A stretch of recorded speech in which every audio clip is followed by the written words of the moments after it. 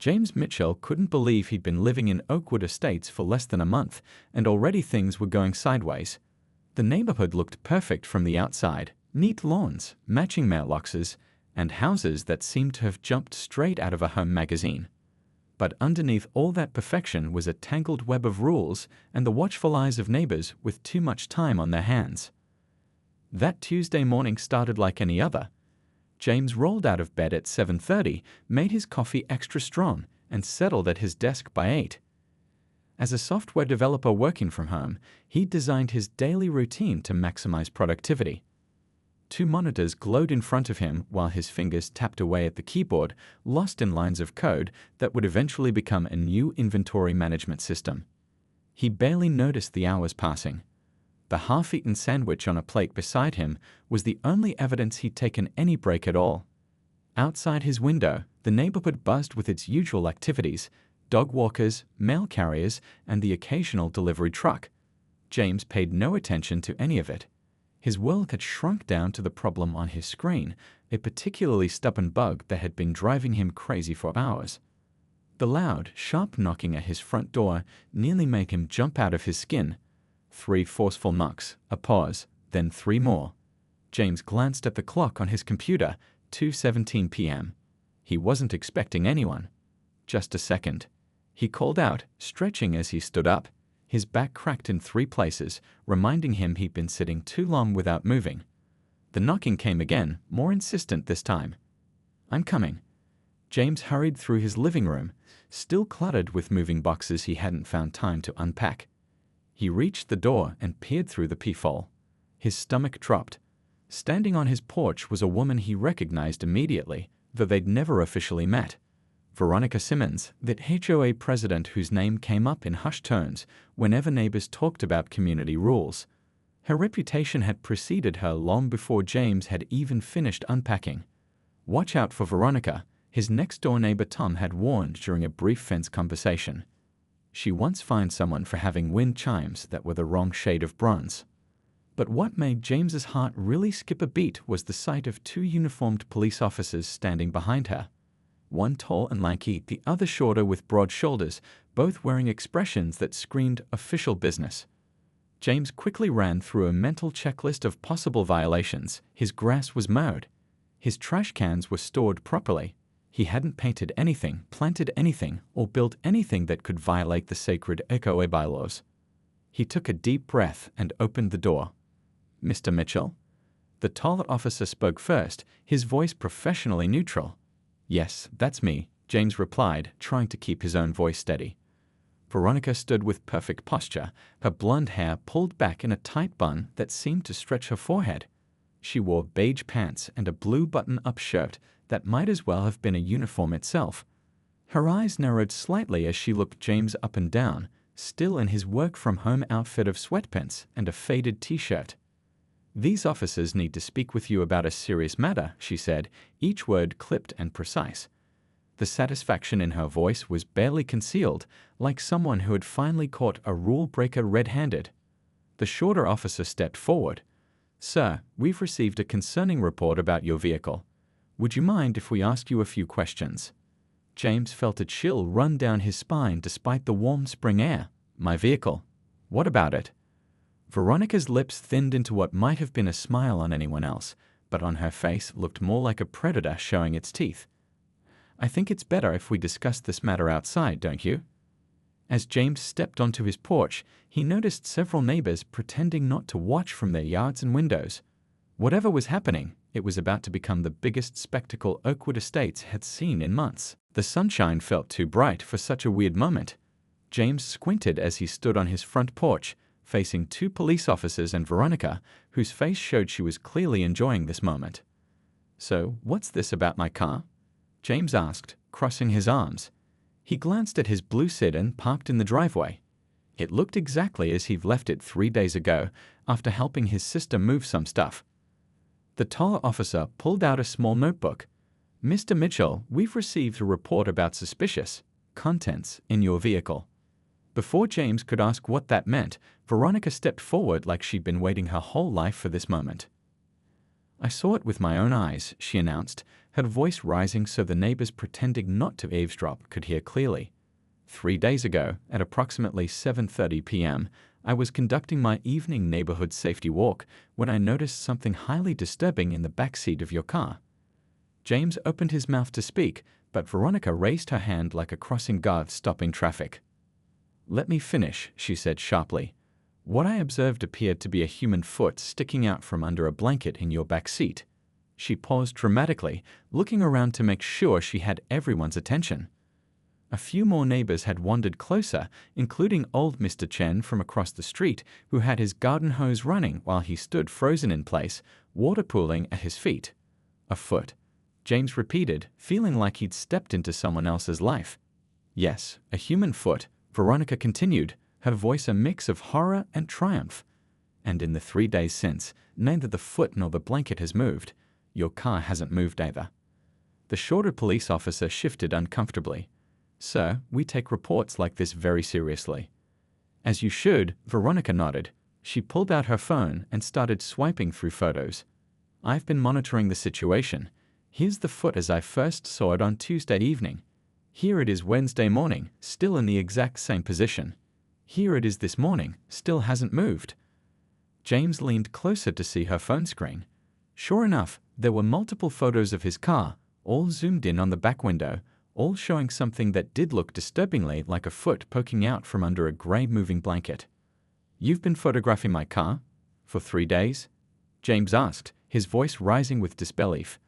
Veronica lifted her chin. "It's my duty as HOA president to maintain the safety and standards of Oakwood Estates. Our bylaws clearly state that suspicious activities must be reported." "We're going to need to take a look in your vehicle, sir," the taller officer said. By now, a small crowd had gathered at the edge of James's property. He spotted Tom from next door, giving him a sympathetic look. A woman walking her tiny dog had stopped completely, not even pretending she wasn't listening. "This is crazy," James muttered, running a hand through his hair. "Look, I don't know what you think you saw, but—" "We don't think anything," Veronica interrupted. "We have photographic evidence." She held up her phone again, this time showing a zoomed-in, slightly blurry image that, James had to admit, did look eerily like a human foot. "Do you have your car keys, sir?" the shorter officer asked. James nodded slowly. "Inside. Let me get them." As he turned to go back into his house, he heard Veronica's stage whisper to the officers, "Don't let him out of your sight. Who knows what else he might be hiding?" When James returned with his keys, the crowd had grown to about 8 neighbors, all with expressions ranging from concern to barely concealed excitement. This was clearly the most interesting thing to happen in Oakwood Estates since the Thompson family's Christmas lights controversy last December. "Okay," James said, jingling his keys. "Let's go see this supposed dead body in my car." He tried to laugh, but it came out sounding nervous even to his own ears. The officers flanked him as they walked toward the driveway, with Veronica following closely behind.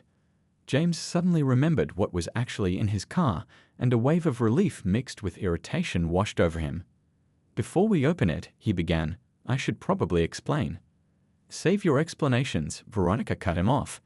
"The evidence will speak for itself." James felt his heart pounding as they approached his car. The small crowd of neighbors had grown even larger, with some people not even bothering to hide their phones as they recorded the whole thing. "Great," he thought. "I'll be on the neighborhood Facebook page before dinner."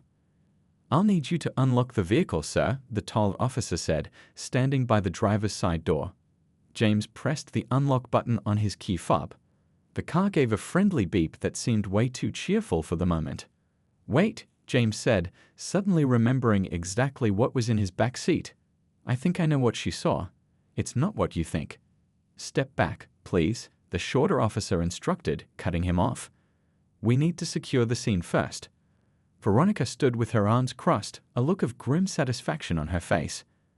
"I knew something wasn't right the moment I saw it," she announced loudly to anyone who would listen. "In the 15 years I've been HOA president, I've developed a sixth sense for suspicious activity." The taller officer slowly opened the driver's side door and peered inside.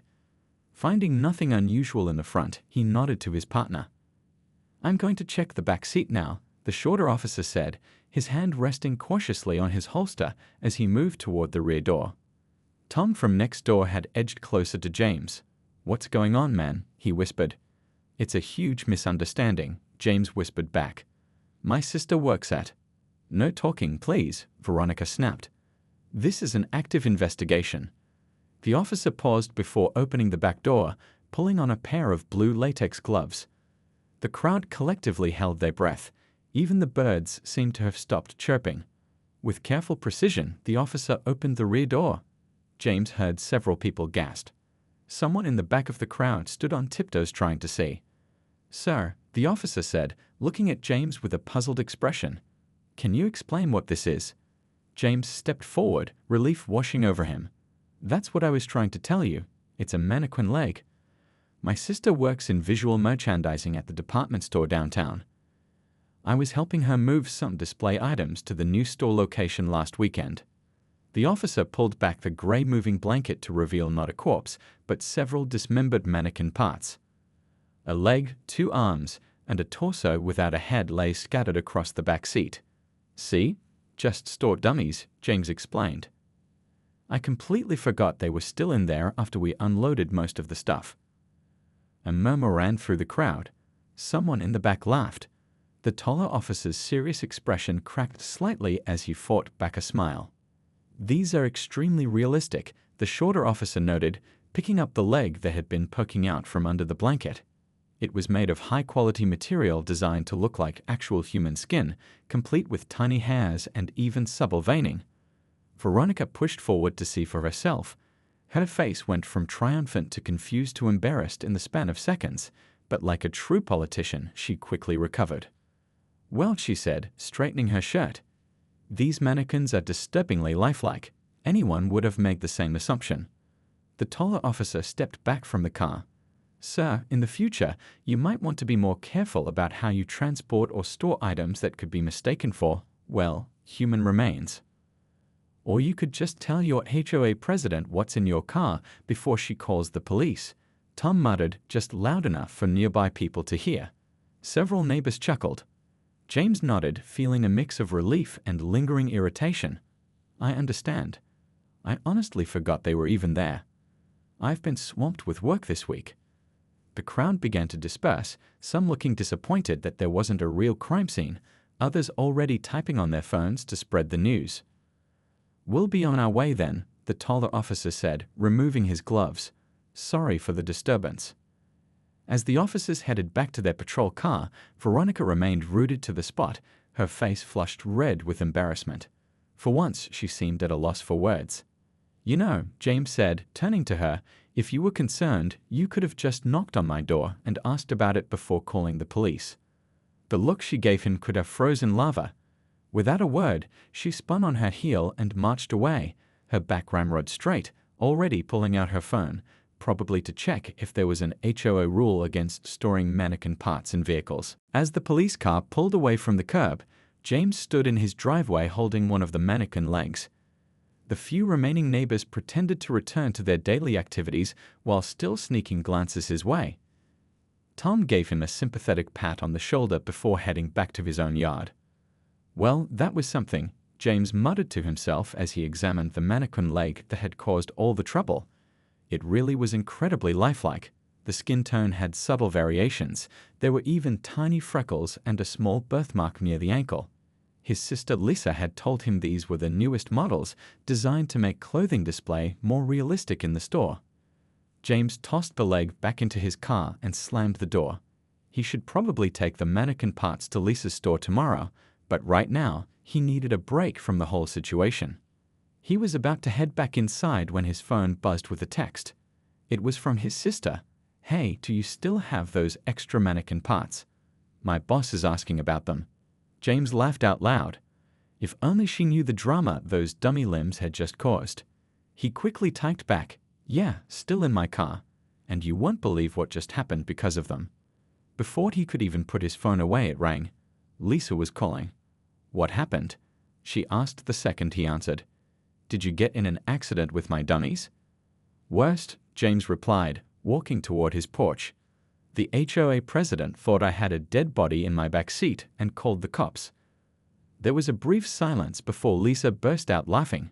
"You're kidding me." Tell me everything." James spent the next 10 minutes recounting the whole bizarre scene, Veronica's stern accusation, the officer's serious investigation, and the crowd of neighbors gathered to witness it all. Lisa couldn't stop laughing. "I'm so sorry," she said, trying to catch her breath. "But that's the funniest thing I've heard all month." "Yeah, hilarious," James said dryly, though he had to admit it was starting to seem funnier now that it was over. "Anyway, I can drop them off tomorrow if you need them." "Actually," Lisa replied, "my boss wants them today if possible. We've got a special display going up tomorrow morning.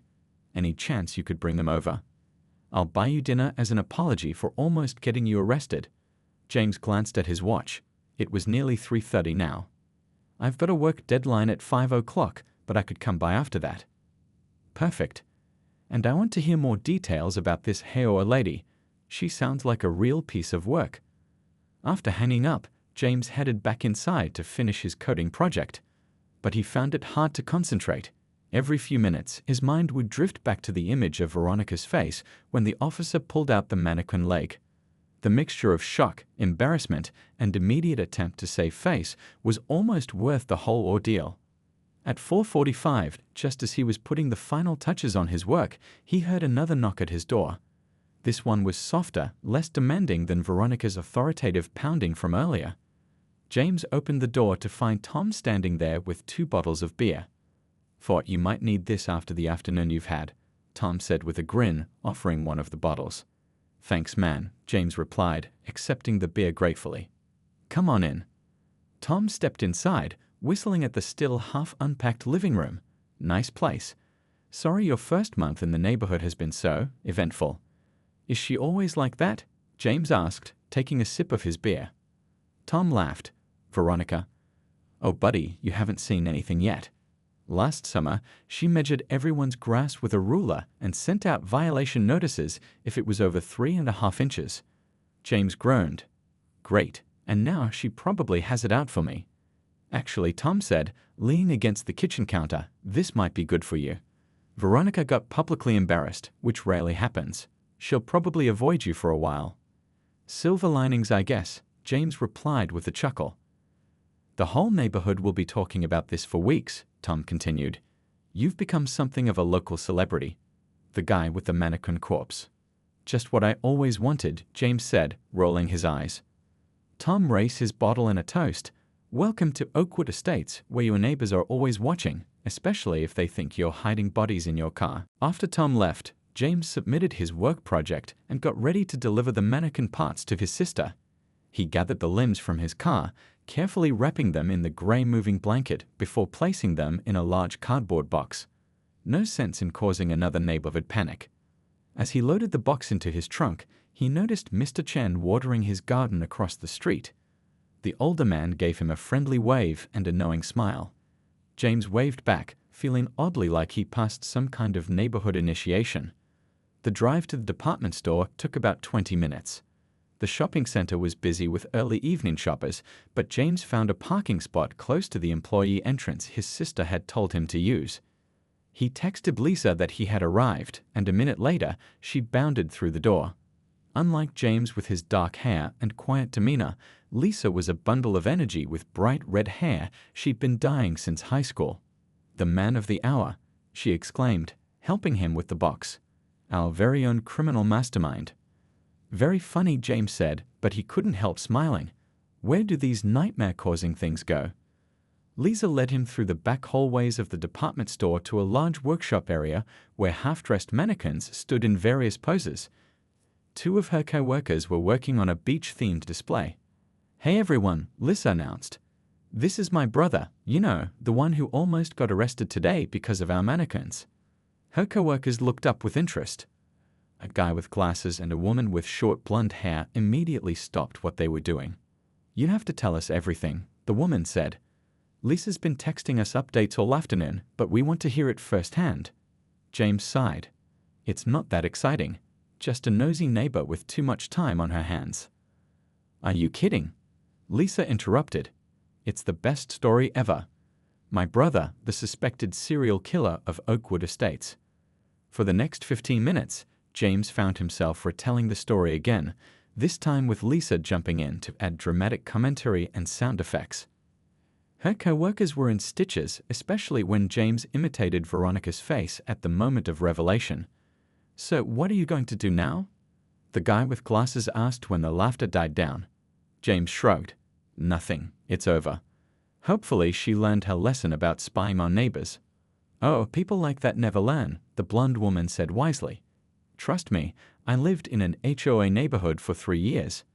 Those types just find new ways to make trouble." Speaking of trouble, Lisa said, checking her watch, "We promised this man dinner for his trauma. Let's lock up these body parts and go eat." After dinner at a nearby burger place, James headed home, feeling much better about the whole situation. Lisa had a way of turning any disaster into something funny, a trait he'd always appreciated about his sister. It was dark when he pulled into his driveway. The neighborhood was quiet, most houses showing the blue glow of evening TV watching through their windows. As James got out of his car, he noticed a white envelope taped to his front door. "You've got to be kidding me," he muttered, already recognizing the official HOA letterhead. Under the porch light, he tore open the envelope and pulled out a formal-looking letter. "Dear Mr. Mitchell, this letter serves as an official notice regarding today's incident. While the Oakwood Estates Homeowners Association takes community safety very seriously, we also recognize when misunderstandings occur. As HOA president, I must inform you that storing mannequin parts in vehicles is not explicitly addressed in our current bylaws. However, Section 7.3 does prohibit storage of items that may cause neighborhood distress or concern. In light of today's events, I will be proposing an amendment at our next meeting to clarify this matter. In the meantime, please ensure all mannequin parts or similarly concerning items are stored out of public view. An emergency HOA meeting has been scheduled for Friday at 7 p.m. in the community center to discuss this and other pressing matters. Your attendance, while not mandatory, would be appreciated. Sincerely? Veronica Simmons Oakwood Estates HOA President James couldn't help but laugh. Even when proven completely wrong, Veronica somehow found a way to make it sound like he was still at fault. He crumpled the letter and tossed it into the recycling bin by his door. "Welcome to the neighborhood," he said to himself as he unlocked his front door. By the next morning, the dead body in the car story had spread through Oakwood Estates like wildfire. James discovered this when he stepped outside to get his mail, and 3 different neighbors waved at him, people who had never acknowledged his existence before. "Morning, James," called a woman walking her golden retriever. He vaguely remembered seeing her at the neighborhood pool, but couldn't recall her name. "Hi there," he replied with an awkward wave. "Some excitement yesterday, huh?" she said with a knowing smile before continuing down the sidewalk. Similar interactions happened twice more before he even reached his mailbox. A jogger gave him a thumbs up. An older couple driving by actually slowed down their car to wave. When James checked his phone during his lunch break, he had been added to the neighborhood group chat. Messages were still flowing in about the mannequin incident, as people were now calling it. Someone had even created a meme using a blurry photo of Veronica pointing accusingly at his car, with the caption, "CSI, Oakwood Estates." Tom texted him privately, "You're famous, buddy. Veronica's having a meltdown in the private HOA board chat." "How do you know what's in the HOA board chat?" James texted back. "My wife's cousin is the HOA treasurer. She screenshots the good stuff for us." Veronica sent about 15 messages trying to explain her reasonable suspicion and commitment to community safety. James couldn't help but smile. He hadn't meant to cause trouble, but there was something satisfying about seeing the neighborhood queen bee squirm a little. Around 3 p.m., his doorbell rang. When James opened the door, he found an older woman with silver hair and bright eyes standing on his porch with a plate of cookies. "I'm Gladys from 3 doors down," she said before he could speak. "I just wanted to welcome you properly to the neighborhood and apologize for yesterday's nonsense." "That's very kind of you," James said, accepting the plate of what looked like homemade chocolate chip cookies. "You didn't have to do that." Gladys waved her hand dismissively. "Nonsense. What happened to you wasn't right. Veronica has been out of control for years. Did you know last spring she tried to fine me for my garden gnomes? Said they were unapproved lawn ornaments. She lowered her voice dramatically. I've been on the decorating committee since before she even moved here. She doesn't know who she's dealing with. James bit back a laugh. What happened with the gnomes? Oh, I brought photo albums to the next HOA meeting showing the gnomes had been there since 1997. She couldn't say a word. Gladys's eyes twinkled with mischief. Some of us old-timers know how to handle her type. By evening, James had received 2 more welcome visits, one from a family with a plate of brownies and another from a guy who brought a 6-pack of craft beer. We're not all crazy here, the beer guy assured him. Some of us are normal people who just want to live our lives without measuring grass height. Even the security guard at the neighborhood entrance gave James a knowing nod when he drove home from picking up dinner. Evening, Mr. Mitchell, the guard said with a grin. No contraband mannequins tonight. All clear, James replied, playing along. Just me and my takeout. The guard laughed. Between us, sir, it's nice to see someone shake things up around here. Gets boring watching perfect lawns all day.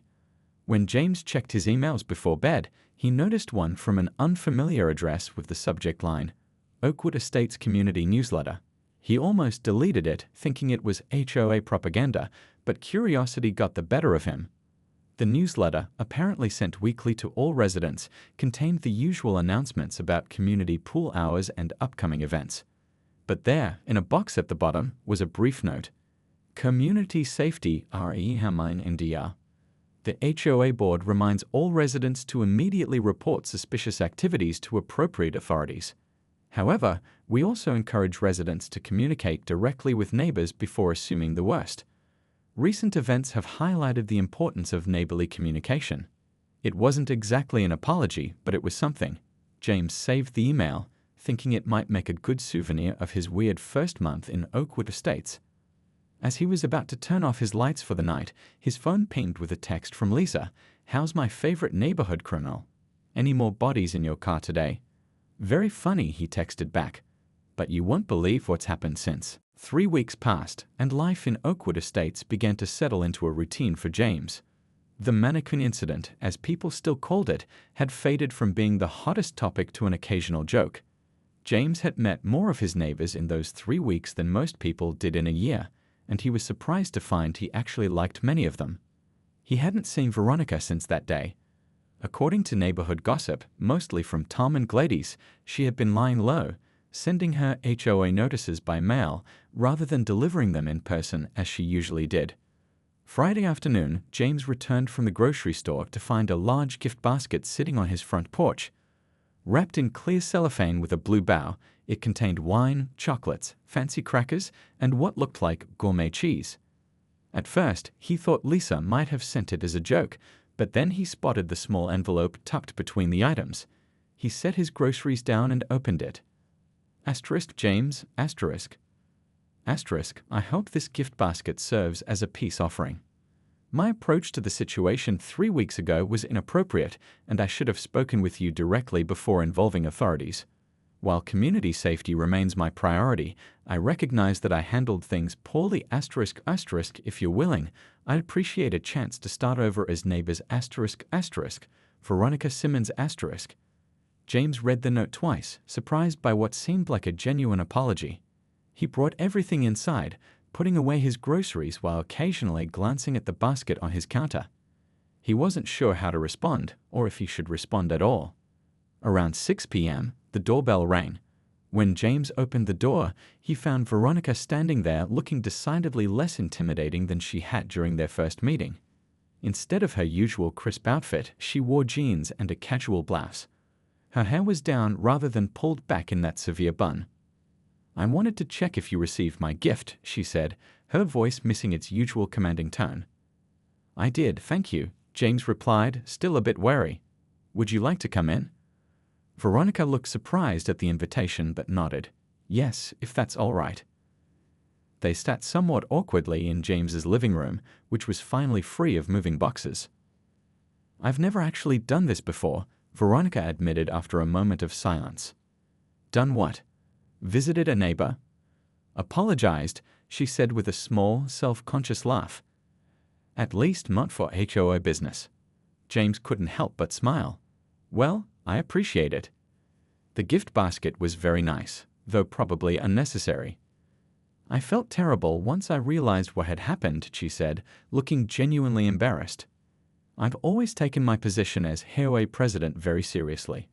Perhaps too seriously, according to my husband. If you don't mind me asking, James said, curiosity getting the better of him, why did you take photos of my car for 3 days instead of just knocking on my door? Veronica sighed. It's a long story, but the short version is that 8 years ago, there was a break-in on this street. I noticed something suspicious and didn't say anything. By the time I reported it, the burglar was long gone. After that, I promised myself I'd always be vigilant. That makes sense, James said, finding himself feeling sympathetic despite everything. Doesn't excuse what happened with your car, she added quickly. I should have talked to you first. That conversation lasted nearly an hour. James learned that Veronica had lived in Oakwood Estates for 15 years, had 2 grown children in college, and had taken on the HOA presidency after retiring from a career in corporate management. Old habits die hard, she explained. I'm used to being in charge and following procedures. By the time she left, James had a completely different impression of the neighborhood Karen. Behind the rigid exterior was someone who genuinely cared about her community, even if her methods needed work. The following Tuesday, James attended his first HOA meeting. He hadn't planned to go, but Veronica had mentioned they needed input on updating the community website, something he could actually help with given his programming background. When he walked into the community center, several people looked surprised to see him, including the board members seated at the front table. Veronica, however, smiled and pointed to an empty chair.